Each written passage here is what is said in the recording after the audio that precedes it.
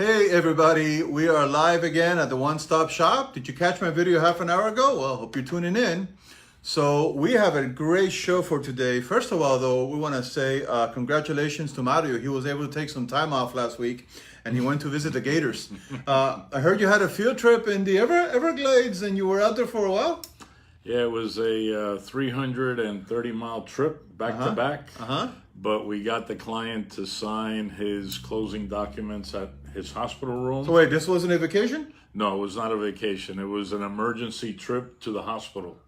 And we got the client to sign the documents. The loan funded on Friday. And by 2 o'clock, he had gotten his keys. He was out of the hospital by 1, moved in over the weekend. And as of Monday, he was all settled in. You drove across Alligator Alley 3 hours to go visit a client in the hospital to do a closing. Yes. Wow. I was only there for about 20 minutes. Wow. And I drove all the way back. That's what's called service. That's what's called getting the job done. Well, Mario, I don't know many real estate agents that would go that extra mile or that extra 200 miles. I don't know. Across the Everglades. If I didn't do that, then the closing wouldn't have been funded till Monday.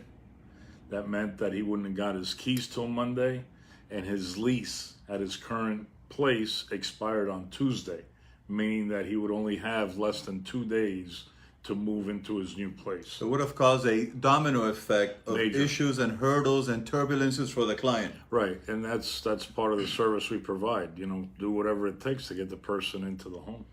Do whatever it takes to get the person into the home, folks. And that is why he is the one-stop shop, Mr. Clear to Close.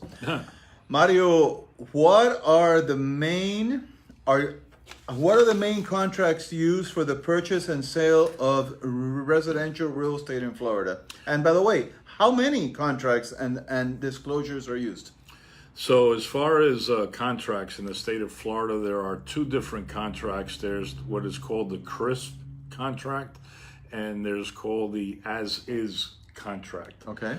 Those are the 2 that are most readily used. And today what I wanted to do was to look at 9 of the more important features that separate the 2 and discuss that. We have a lot of people buying homes for the first time. They don't understand the differences. We have a lot of people coming in from out of town, from out of state, coming into Florida. This is a whole different world down here. Back in other states, they have attorney states where the attorney draws up the contract. It's all different here. The state of Florida makes these contracts available, updates them periodically, and as soon as the change is made, it's kind of like a live type of change that the next time you print it or you complete one, the changes are already there. Okay. So, and they're basically approved contracts by the state of Florida. Okay. By the Realtor Board in the Division of Financial Regulation in Tallahassee. So it's very important that people know, because not only which contract that you use when you're buying a house, but when you're selling a house, which contract will you accept from the buyer? Okay. As the seller, you have the right to accept the documents that you prefer as the person selling.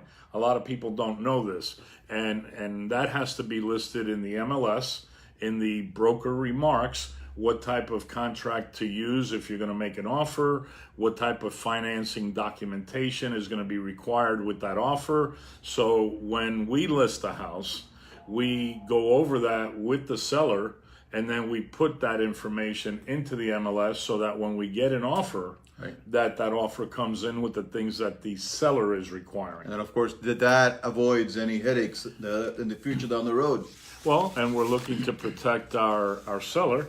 And by the same token, when we're representing a buyer, we want to make sure that that buyer is going in with the right contract that is associated with that type of purchase. Specifically, as the buyer is not from here, it's not from the South Florida market or Florida market, maybe they're used to some other rules.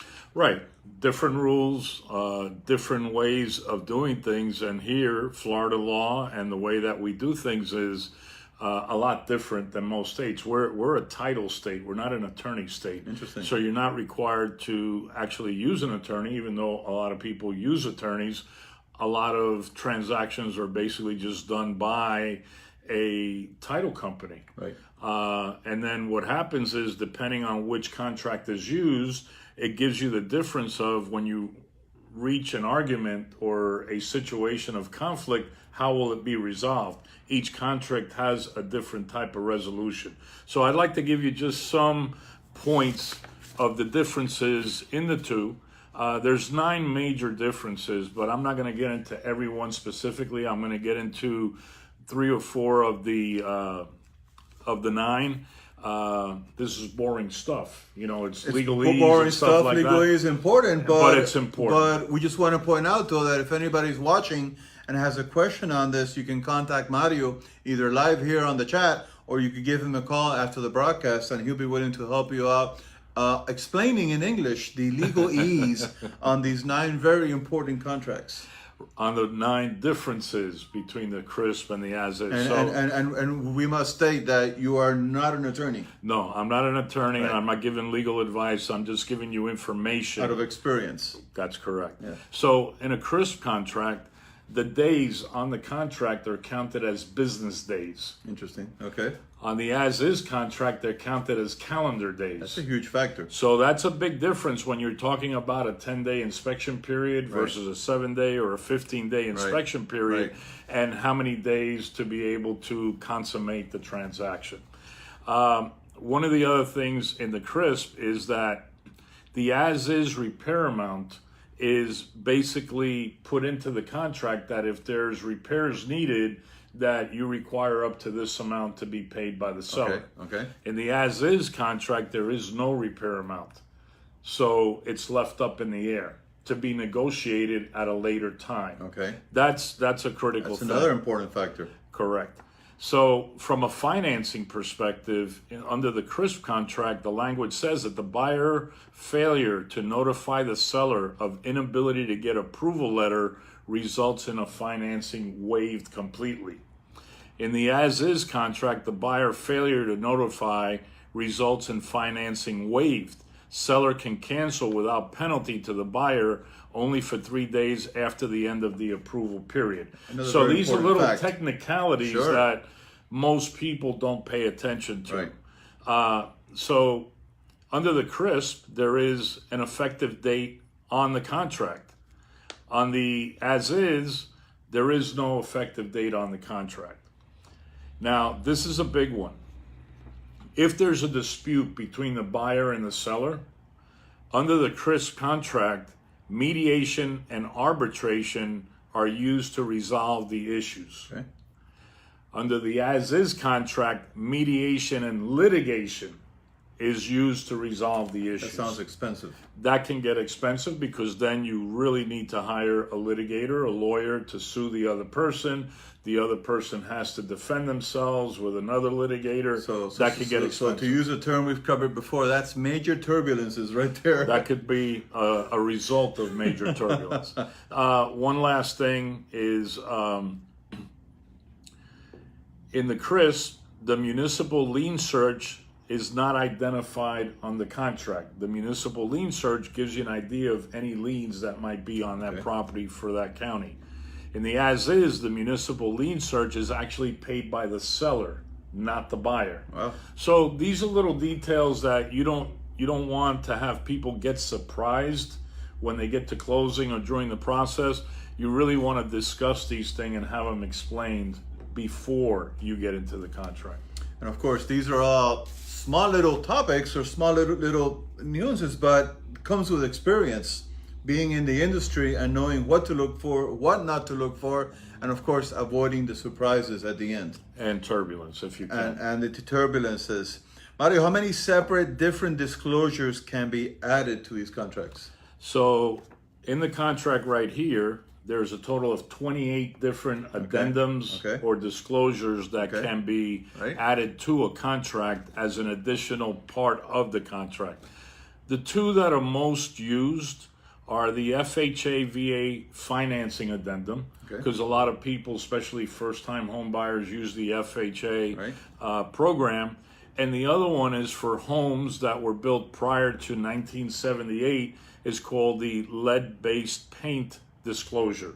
And that's only used when the home is older than 1978. These other disclosures or addendums are used based on the type of transaction and what needs to be disclosed for that property. Interesting, very, very interesting. For those of you just joining, David from Our Better, Juan just joined in, Jose, Martha, welcome folks. If it's his first time watching, my name is Andy within South Florida. We're here with one and only Mario Quintero from the One Stop Shop, as we do every Thursday at the 4 o'clock hour.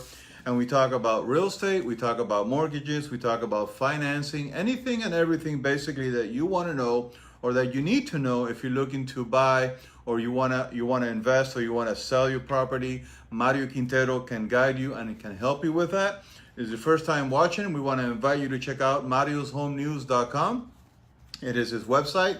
And he has an awesome archive there of video content. Larry Scalzo, the clown, is watching today. Larry Scalzo, welcome, my friend. Welcome. You're still alive. Say my name so I know. There we go. So if it's your first time watching us, we invite you to check out marioshomenews.com. It's Mario's website.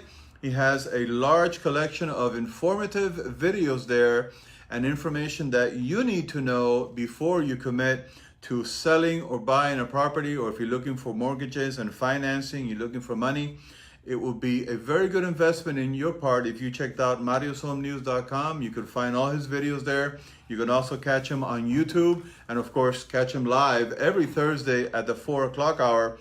And we call this very dearly the one-stop shop, the clear to close. And today's topic is of interest, talking about contracts and legalese and all the above. So I have one other disclosure that I want to talk about. One more, let's go. And that is called the seller's property disclosure. Okay. When you're selling a property, there's like a 4-page document that you have to answer all the questions regarding your knowledge about the home. Okay. And if the seller is actually still alive, they have to be able to fill out that disclosure, sign it, and give details of your knowledge of any conditions of the property. Got it. The only time that a seller's disclosure does not have to be submitted is when the owner of the property has passed away and it's under an estate where the estate is selling the property. Got it. In that case, the representative of the estate is not required to fill out the seller's disclosure, especially since that representative did not live in the home and is not familiar with what could have been in the home. Got it, got it. We got a comment here from Larry that it's muted. It's probably a joke, but for those of you that are watching us live now, if you could give a quick thumbs up in the chat there, just enter a thumbs up or enter a comment, and just to be sure that the audio is there. I'm pretty sure the audio is there. We're looking at our gear, and everything is connected properly. So it may be your friend just trying to play a joke on you there, right? He's a joker. He's a clown. He's a joker. He's a joker. Got it. Mario, who writes these contracts and approves their language? So these contracts are developed and updated by the state of Florida. Okay, so the realtor cannot just go ahead and do this on their own? No. Okay. Now, these are the most commonly used in the state of Florida. Okay. That doesn't mean that you have a seller or a buyer, I don't recommend it, that types one of these things up hires themselves. an attorney, right. Well, hiring an attorney is one thing. An attorney can develop their own contract and not use one of these and create the language themselves. Okay. That's another possibility. But what I'm saying is, let's say in a for sale by owner, Okay. buyer comes and says, well, I'm going to put a contract together. Yeah. I'm going to type it up and you sell it, sign it, I sign it. That's allowed. But then it's the agreement between the parties and how extensive is that agreement and what kind of protection do the parties have. These contracts are designed to protect both sides of the transaction and that everything is properly disclosed up front. So it's probably not a good idea if you're a buyer and the seller presents you with his own written up document that may or may not cover all the loopholes or the turbulences or any issues down the road, as we have learned from prior videos. Man, he has some stories, let me tell you. I want to welcome Dinah. Dinah, welcome to the broadcast. So, is everyone required to use these particular contracts and disclosures? I mean, is it just a best practice? It's a best practice. Okay. It's the most commonly used. But like I said, it doesn't mean that somebody else can't create their own document. As long as it's accepted by the parties, then that's their responsibility between them. So that's actually the key. Both parties have to be in agreement as to the contract that's going to be used. That's correct. Very, very important. That's correct. It's nice to see you too, Dinah. Well, we can't see you, but we can see you on the screen. Folks, we are live, by the way, in case you haven't noticed. If you're watching us live, we're live. It is Thursday. It is 4:30. If you have any questions from audio, feel free to type them in the chat. And if you're watching this on the replay after the fact, you can leave your questions and comments in the comments. And Mario will get back to you, as he is very active on social media, as you guys have seen. So, are there any new lending programs available? Everybody wants to know. I want to stop renting. I want to. Your friend there. Your friend there is a character, right?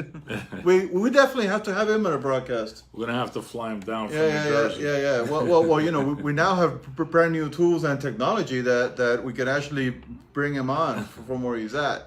I think we'll wait a little bit on that one. Yeah. Okay. So, any new programs available out there? Yeah, there's a new program called Delayed Financing. Delayed Financing.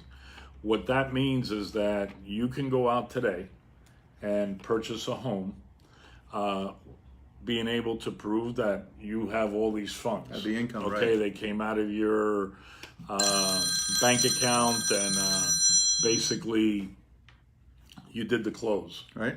And you bought that home for cash.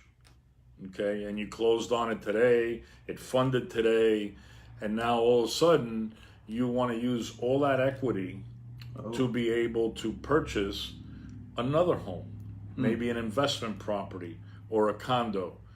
We can literally start the day after closing a cash out refinance of up to 80% of that cash that you used to buy that house to buy a second property. So it's like using the money twice simultaneously. How's that even possible?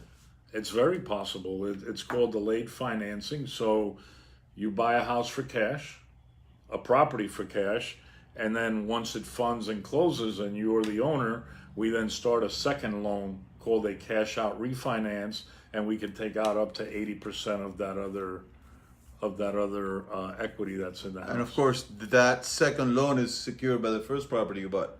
No, the second loan is secured by the first property. By the first property, because you're taking out the cash to go buy another property for cash. As always, the world of real estate is not the most easily understood. So grateful that we have people like Mario out there that know the ins and outs on there. Wow, cool stuff. And you're right, it's a little bit boring stuff for the average person, but very important stuff if you're looking to buy a property. You want to avoid those turbulences and those headaches and those hurdles, and you want to be able to get in there quickly and close and bring your family in and start basically of living that dream. Yep.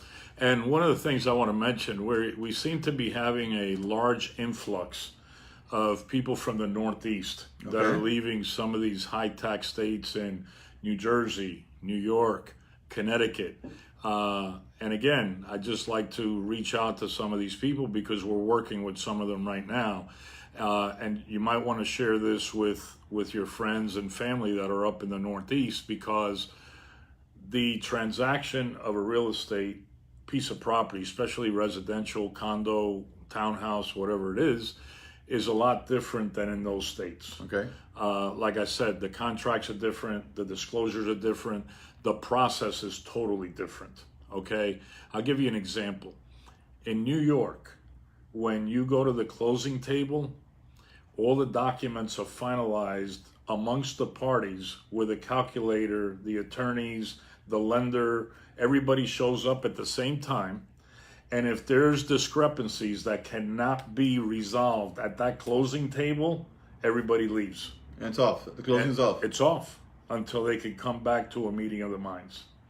I experienced that personally when my father-in-law passed away and Claudia was involved with her sister in the sale of the property. Right.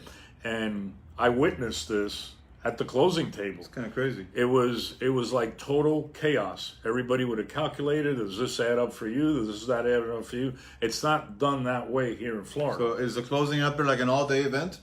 That closing was about a 4-hour event. Wow. Here, they're usually done in about 30 minutes. Okay, why? Because here in the state of Florida, all of that procedure is done prior to going to signing. Smart. Everything is already taken care of. The loan is approved. The lender has sent the funds to the title company. It's a lot more efficient. So as people start making their way, because the taxes have become so high in those states and they want to leave those states, regulation has increased dramatically in New Jersey, New York, Connecticut. People are leaving. They're coming down here in droves, okay? It's very important that you consult on the processes here, and if you need assistance, I'll be more than happy to help you with that. So we were at the luncheon from the Greater Kendall Business Association last month, and we had the CEO and president of the Beacon Council, Mr. Michael Finney there. And among the things he mentioned in his presentation, which caught my attention, is that we have over 1,000 people a week that are moving into South Florida. Yes, sir. 1,000 people a week that are moving into South Florida. That means that last week we had 1,000 people average that moved into our area. Yeah.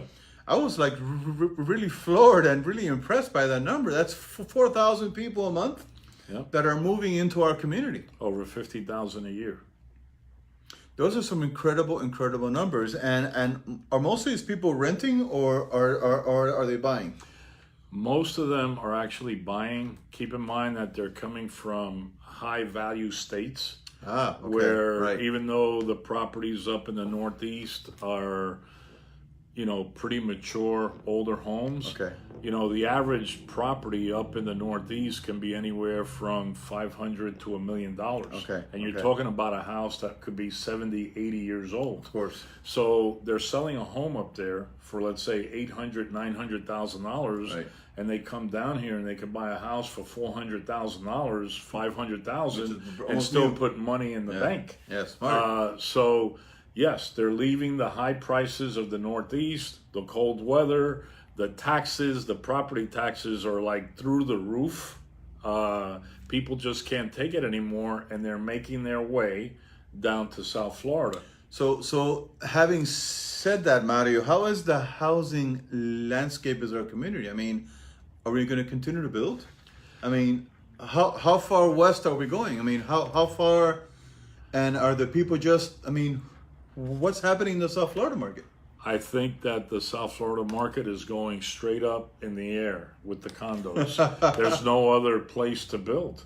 The line is drawn, and I don't really see that being approved as far as going beyond the line out in the Everglades that's already there. Right. You can go south to Homestead. There's still some land down in Homestead. Going west, there's little to no land. So what's the next thing is to clear out land in the inner city, the urban areas, and build condos straight up. So let's go ahead and have a little bit of fun and inform some of our viewers. Are there more condos and apartments being sold now, or more houses? It basically, I can't give you the specific data because I haven't looked at the data recently, but there's a lot of people moving into downtown condos. There's a lot of people moving into Midtown. Okay. There's a lot of people moving into the beach, and that's a huge price difference there. And then there's people moving into homes here in Kendall, Pinecrest, Coral Gables, South Miami, Hialeah, Westchester. So. And of course, you have the group of what's considered a nester, like an empty nester, right? Where your kids grow up, they go to college, they move out of the house. That's me. That's you, right? And all of a sudden you're faced with this big 5-6 room bedroom house in Kendall or somewhere. You're like, this is too big for us now. Well, empty nesters here are, believe it or not, everything I'm reading is that they don't mind staying in that big house. Really? The other thing is that empty nesters that are coming from high price areas actually are coming down, and a lot of them are already aware of being able to use only a 50% deposit on that new home or whatever home, and use a reverse mortgage with no mortgage payments to buy that home. So there's a lot of boomers currently looking again at the reverse mortgage as a viable product to get into that next home. They might be scaling down from, let's say, a 4,000 square foot home to a 2,000 square foot home, but it's still a pretty nice size home. There's a lot of things going on with the baby boomers right now. And in the next 5 years, you're going to see a lot of moving of that category of buyer, maybe moving into other states, moving from the north to the south, moving out west to Arizona, moving to Texas. And then you got the people that are leaving California. California has a lot of problems right now with immigration, with deficits, with high taxes. And a lot of those people are moving into Arizona, Nevada, and Texas. And even some of those people are coming all the way east to Florida. Wow. So there's a lot of movement of the population happening right now. Folks, it's safe to assume, and it's a sure bet, if you're looking to buy or sell, that Mario Quintero has the pulse of the real estate market in the community, the movers and shakers. It's safe to assume, and it's a best bet for you, that if you're thinking of buying, you're thinking of selling, or you're thinking of making a real estate move, to contact Mario, because your advice is free, right? I mean, my advice is free. You don't charge anybody. I do not charge, and hopefully when you start with me, you end up with me. But I do not have an hourly rate or, a retainer rate or anything like that. I only get paid if we close the loan, close the deal, and we close the contract on your home and it funds. Mario, what's the best number that somebody can get a hold of you now in case they're on the fence, they've been thinking, maybe they're like, it's time. What's the best number? So the office number here during business hours is 305-598-1600. And after hours and on the weekends, my cell phone number is 305-588-0451. Call anytime. I'll be more than happy to answer your questions. And even if you're in the Everglades with the Gators, will you still answer your phone? I answered my phone while I was driving over to Cape Coral and back, yes. Folks, if you missed that story because you just joined us, be sure to watch this broadcast from the beginning, and you'll hear all about Mario's adventures in the jungle of South Florida as he went to do a closing, and he was able to make one of his clients a very happy client. So we need to have that client on a video. I'm waiting for them to send me a video testimonial. There you go. That hopefully we'll receive sometime this week, and then we'll put it up on our social media Folks, sites. Speaking of video testimonials, head over, after you watch us now, head over to marioshomenews.com. Check out that website. There's numerous testimonials there. And this is not me talking about Mario. This is not Mario talking about Mario. These are actual clients, actual customers that have engaged and done business and put their trust and their family and their wealth and their well-being in the hands of Mario Quintero. And you will see videos from them that talk about Mario's service. Don't be fooled. There's a lot of real estate agents out there, but there's only one-stop shop, and Mr. Clear to Close. Forget about Mr. 305. Nah, the new trend is going to be Mr. Clear to Close. I love that phrase. Mr. Clear to Close. So do our team members. When they get that clear to close, they're very happy. So are we expecting your vehicle to have on like a wrap, a plastic wrap there? We're not doing a wrap. We're not doing a wrap on the car? No. Come on. No. All right, so are we going to talk to him a little bit about next week, or we're going to keep him in... No, I haven't figured out what we'll talk about next week, but I'm sure keep him in suspense. Between now and Wednesday, some things will come up in the market that we'll be able to create a show around. So speaking of next week, if we may, I want to invite our viewers, especially if you're in the South Florida market, as many of you know, some you may not know, I am the chairman this year of the Greater Kendall Business Association, and Mario is on our board of directors. We both are very active in the community. We want to invite you to come out next Tuesday, the 14th. No, it's not next Tuesday, the following Tuesday. The following Tuesday. Tuesday, May the 14th, put it down on your calendar. Come out to the Marriott Dayland. We're going to have an evening networker. And if you're a business owner in Kendall and you're watching us, we would love to meet up with you. You can meet me in person. You can meet Mr. One Stop Shop in person. And you can meet the rest of our board of directors and our members. For more information on that, you can go to greaterkendall.com. That's greaterkendall.com. All the information is there, and you can register and you can join us as we build up this business community in the Kendall area. I believe what you were getting to next week is May 8th, the new Wawa grand opening gas station and convenience store over here in Kendall on 137th Avenue and Southwest 120th Street. We will be there supporting that company with their grand opening as part of the Greater Kendall Business Association. That is on the That's on the 8th. On the 8th. That's on the 8th. At what time is that? Wednesday the 8th between 11:30 and 1:30. 11:30 and 1:30 at the Wawa. I always Wawa love Market. that name. Whenever I travel to Orlando, you know, I always go to the Wawa and I get my gas going on. Folks, thanks for tuning in. Mauricio, welcome. Joey, welcome, guys. A lot of names. Apologize if we missed any. For those of you watching for the first time, my name is Andy within South Florida. We do live streaming for companies like the One Stop Shop. Mario is on every Thursday at 4 o'clock with always some very, very interesting content and knowledgeable information, especially if you're renting, if you're looking to buy, you're looking to sell. Fear no more. Get in contact with Mario and let him be your guide in this complicated real estate industry. And don't forget to share this video to friends and family. Muy importante. It may be a helpful segment that they can use. Absolutely. Especially if they're thinking of moving to Florida or just initiating the process of buying a home. So if you're watching the video now on Facebook and you're in the replay, right at the bottom there on your right-hand side, there's a little button that says share. Go ahead and hit that button and share it to your network. We would greatly appreciate it to get the message out.